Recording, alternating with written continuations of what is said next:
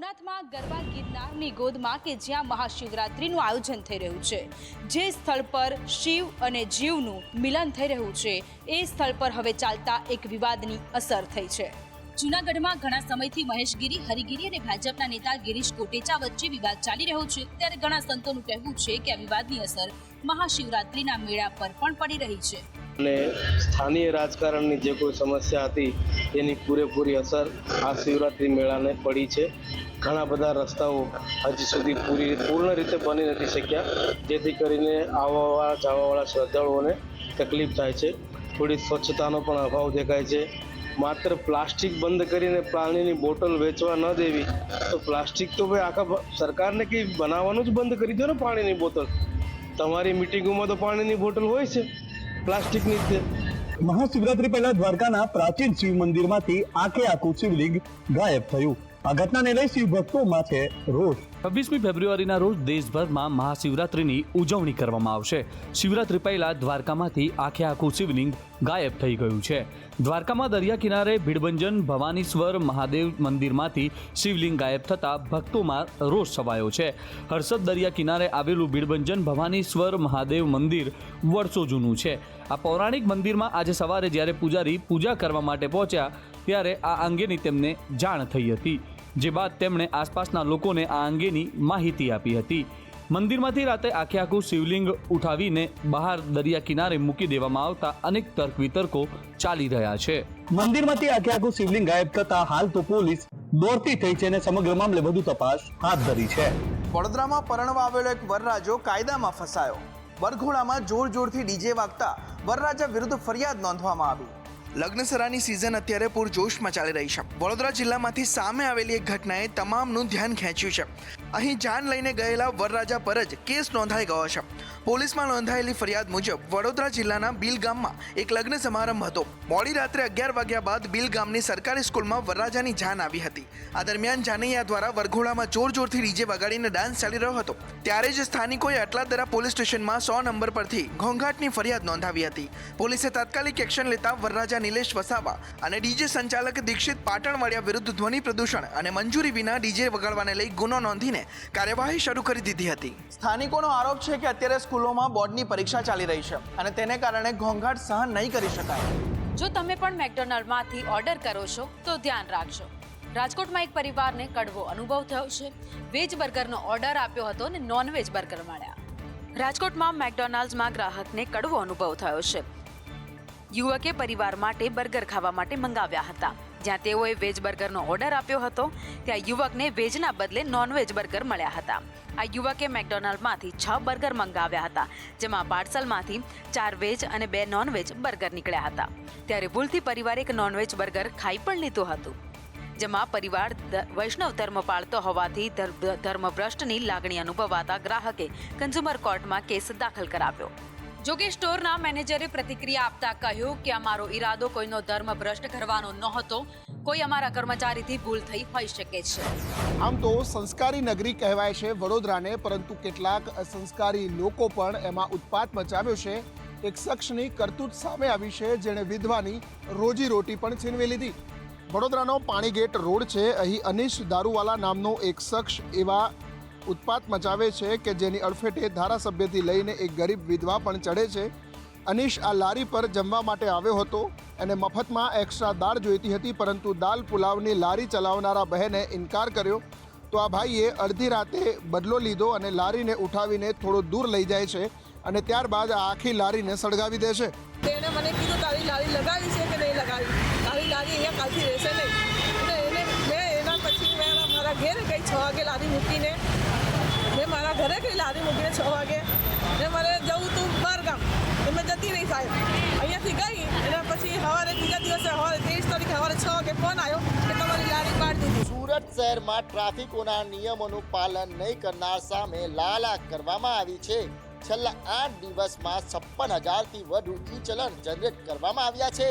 સુરતમાં 15મી ફેબ્રુઆરીથી હેલ્મેટ પહેરવાનું ફરજિયાત અમલીકરણ કરવામાં આવ્યું હતું. શહેરમાં 2 વ્હીલર ચાલકોને હેલ્મેટ ફરજિયાત કરવામાં આવ્યું હતું. તેમ છતાં અનેક લોકો એવા છે જે નિયમોનું પાલન ના કરતા તેમના સામે દંડની કાર્યવાહી કરવામાં આવી છે. સુરત ટ્રાફિક પોલીસ દ્વારા છેલ્લા 8 દિવસમાં 56,000થી વધુના ઈ ચલણ જનરેટ કરવામાં આવ્યા છે. જે લોકોનું 5થી વધુ વખત ઈ ચલણ જનરેટ કરવામાં આવ્યું તેમના લાયસન્સ પણ રદ કરાશે. સિગ્નલ પર લોકો 2 વ્હીલર ઉપર હેલ્મેટ વગર દેખાતા કંટ્રોલ રૂમમાંથી એનાઉન્સ પણ કરવામાં આવી રહ્યા છે. નિયમોનું કડક અમલીકરણ કરતા હવે શહેરમાં 85% જેટલા લોકો નિયમોનું પાલન કરી રહ્યા છે.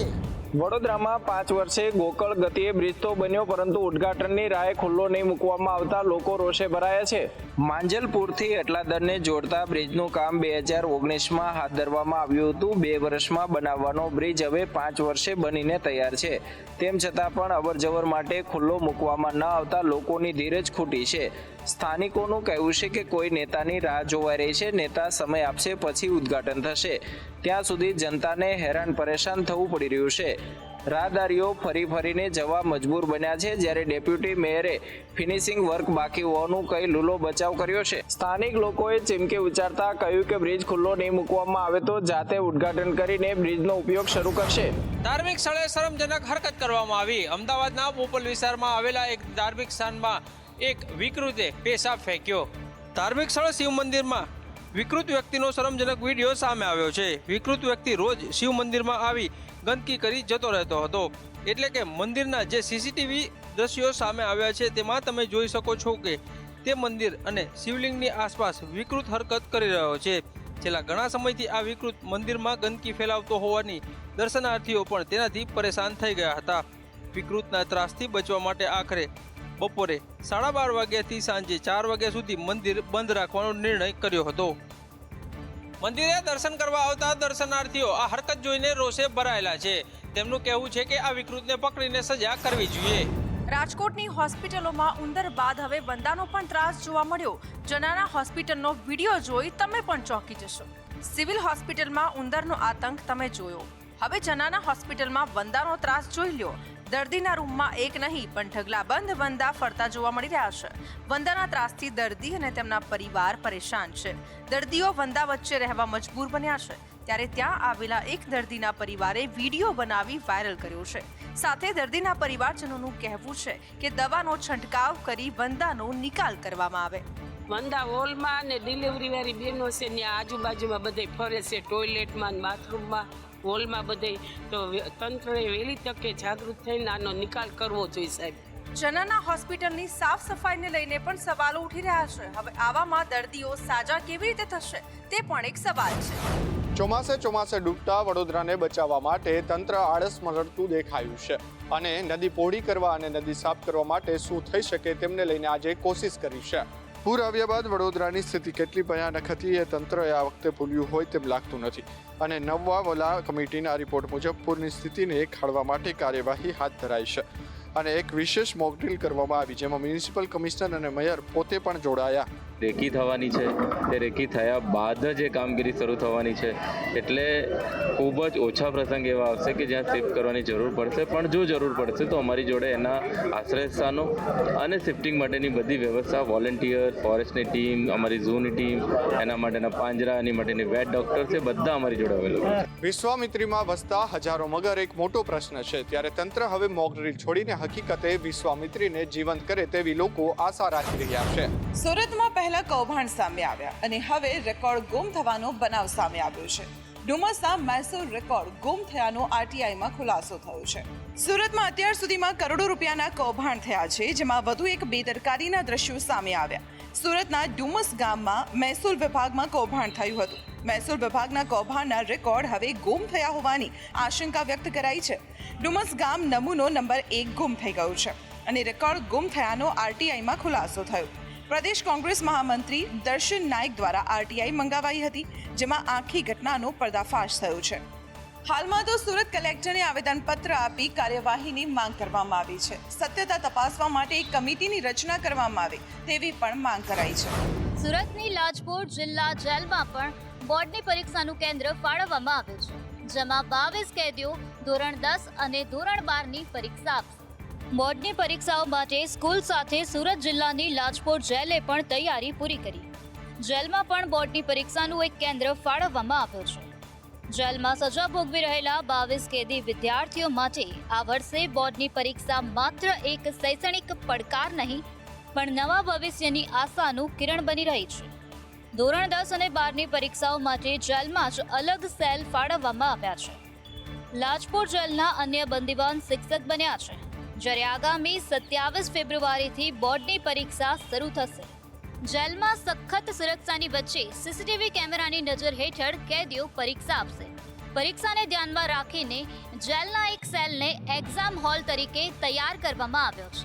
26 ફેબ્રુઆરી અમદાવાદનો સ્થાપના દિવસની સાથે નગરદેવી ભદ્રકાળીની યાત્રા નીકળવાની છે. તેને લઈને તંત્ર એલર્ટ મોડ પર છે. જો કે સમગ્ર વિસ્તારમાં પોલીસે ચાપતો બંદોબસ્ત પણ ગોઠવી દીધો છે. 26 ફેબ્રુઆરી એટલે કે અમદાવાદનો સ્થાપના દિવસ અને આ વખતે 26મી ફેબ્રુઆરી અમદાવાદના 614 વર્ષ બાદ નગરદેવીની માતાની ભદ્રકાળી યાત્રાનું આયોજન કરવામાં આવ્યું છે. આ નગર યાત્રામાં 6.25 કિલોમીટરની લાંબી હશે. મળતી માહિતી પ્રમાણે અમદાવાદના ભદ્રકાળી મંદિરની સવારે 8 વાગ્યે નગર યાત્રાનો પ્રારંભ થશે. દેવીઓની ચરણ પાદુકા સુંદર રીતે શણગારેલા રથમાં નગર પ્રવાસ માટે લઈ જવામાં આવશે. આ યાત્રામાં બપોરે 12:30 વાગ્યે યાત્રા સમાપ્ત થવાની છે. ત્યારબાદ દેવી ભદ્રકાળીની પાદુકાને મંદિરના પરિસરમાં પાછી લાવવામાં આવશે. આ યાત્રામાં 5000થી વધુ માઈ ભક્તો જોડાવાની શક્યતાઓ જોવા મળી રહી છે. તેને લઈને પોલીસ દ્વારા ઠેર ઠેર પેટ્રોલિંગ કરવામાં આવ્યું છે.